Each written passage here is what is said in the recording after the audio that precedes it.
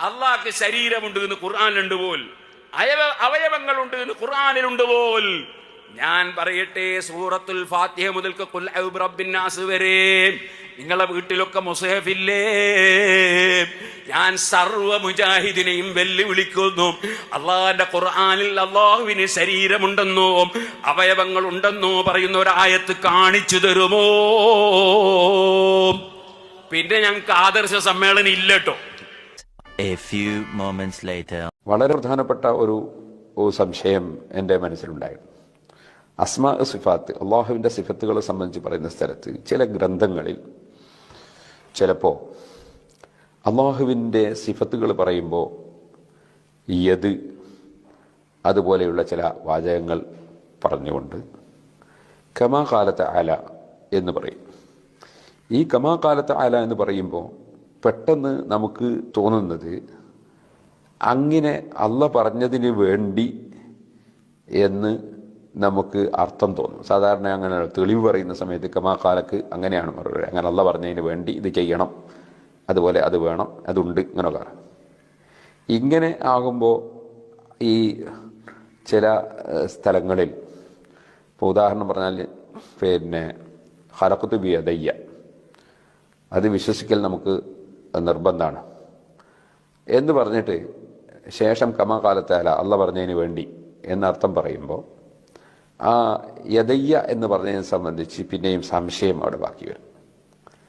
അപ്പോൾ ഉസ്താദ് എന്നോട് പറഞ്ഞു അതിൻ്റെ അർത്ഥം അങ്ങനെയല്ല, കമാ കാലത്താല ഞാൻ വേണ്ടി എന്നല്ല, അള്ളാഹു പറഞ്ഞതുപോലെയുള്ള സിഫത്തുണ്ട്, യദുണ്ട്.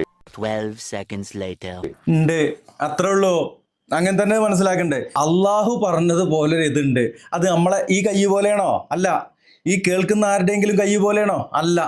ഈ ആക്ഷേപിച്ച് നടക്കുന്ന ആരുടെയെങ്കിലും കൈ പോലെയാണോ? അല്ല. അതെങ്ങനെയുള്ള കൈയാണ് നമുക്കറിയില്ല. പക്ഷെ അള്ള അങ്ങനെ ഒരു കയ്യിനെ കുറിച്ച് പറഞ്ഞാൽ അള്ള പറഞ്ഞുകൊണ്ട് ചെങ്ങായിമാരെ അവിടെ നിൽക്കിങ്ങളെ.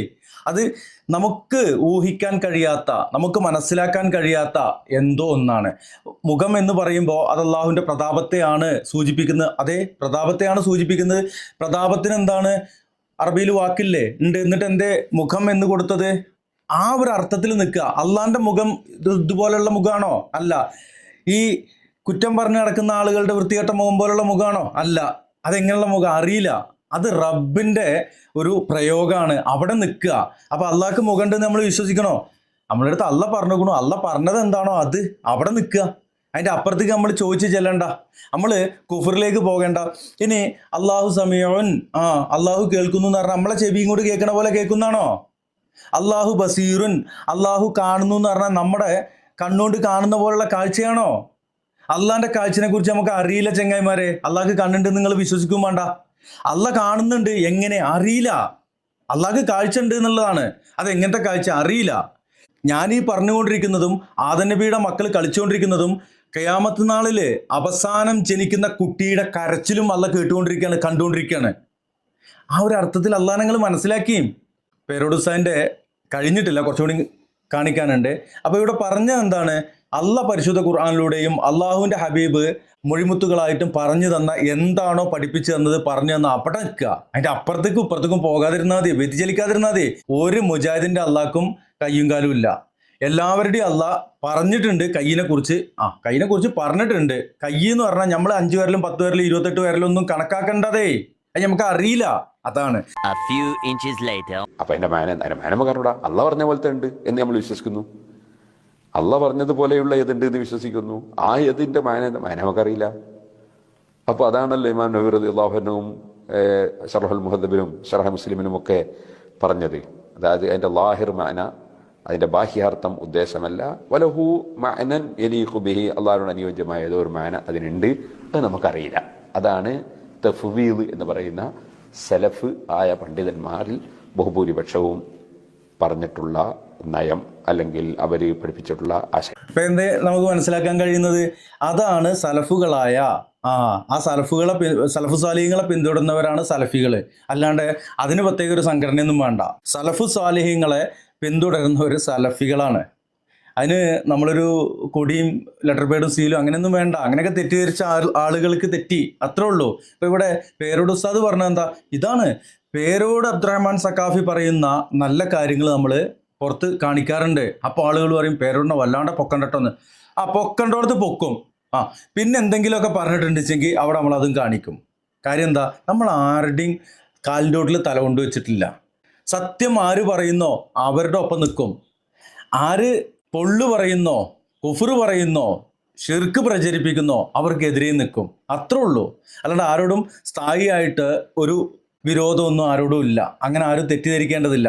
അള്ളാഹ്ക്ക് കയ്യുണ്ട്, കാലുണ്ട്, മൂക്കുണ്ട് എന്ന് ആരും പറഞ്ഞു നടന്നിട്ടില്ല. അപ്പോൾ ഇപ്പോൾ ഈ പറഞ്ഞത് എന്താണ്? ഇത് മുജാഹിദ് വിഭാഗങ്ങൾ, സലഫികൾ പറയുന്ന കാര്യമാണ് ഇപ്പോൾ ഈ പറയപ്പെട്ട പേരോട് ഉസ്താദ് പറയുന്നത്. അതുകൊണ്ട് എന്തായി? പേരോട് മൗലവിയായി, പേരോട് വഹാബിയായി. അതാണ് തഫ്വീദ് എന്ന് പറയുന്ന സലഫ് ആയ പണ്ഡിതന്മാരിൽ ബഹുഭൂരിപക്ഷവും പറഞ്ഞിട്ടുള്ള നയം, അല്ലെങ്കിൽ അവർ പഠിപ്പിച്ചിട്ടുള്ള ആശയം. അപ്പോൾ കമാകാലത്തെ ആല എന്ന് ഇത്തരത്തിലുള്ള ഈ സിഫത്തുകൾ പറയുന്ന ആയത്തുകളും ഹദീസുകളൊക്കെ വന്ന സ്ഥലത്ത് കമാകാലത്തെ ആല എന്നോ കമാകാല റസൂലുള്ളാഹി സ്വല്ലല്ലാഹു അലൈഹി വസല്ലം എന്നോ പറഞ്ഞതിന് വേണ്ടി ഇങ്ങനെ മനസ്സിലാക്കണം എന്നല്ല. പറഞ്ഞതുപോലെ ഉള്ള ഏതുണ്ട്, പറഞ്ഞതുപോലെയുള്ള ഇസ്തിബാ ഉണ്ട്. ആ പറഞ്ഞ അതെന്താണ് നമുക്കറിയില്ല. ഇസ്തിബാ ഖുബിഹി, അള്ളാഹുവിനോട് അനുയോജ്യമായ ഇസ്തിലാവുണ്ട്. അതെന്താ നമുക്കറിയില്ല. കമാകാലത്തല്ല അള്ളാഹ് പറഞ്ഞതുപോലെ ഉള്ള ഇസ്തിബാ ഉണ്ട് എന്നല്ലാതെ അള്ളാഹ് പറഞ്ഞതിന് വേണ്ടി ഇങ്ങനെ എന്ത് വേണം, വിശ്വസിക്കണം എന്നല്ല. അപ്പൊ എന്താ ഇപ്പൊ പറഞ്ഞത്? സലഫികൾ പറഞ്ഞ പോലെ അള്ളാഹ്ക്ക് എന്തുണ്ട് എന്ന് പറഞ്ഞോ അത് അവിടെ നിർത്തുക, അതിന്റെ അപ്പുറത്തേക്കും ഇപ്പുറത്തേക്കും പോണ്ട, ആ പറഞ്ഞോടത്ത് നിൽക്കുക എന്നുള്ളതാണ് പേരോട് അബ്ദുറഹ്മാൻ സഖാഫിയും പറഞ്ഞത്. ഇനി നമ്മൾ എന്ത് ചെയ്യുമല്ലയ്യ? നീ ഒന്നും ചെയ്യണ്ട, ഞാൻ ചെയ്തു.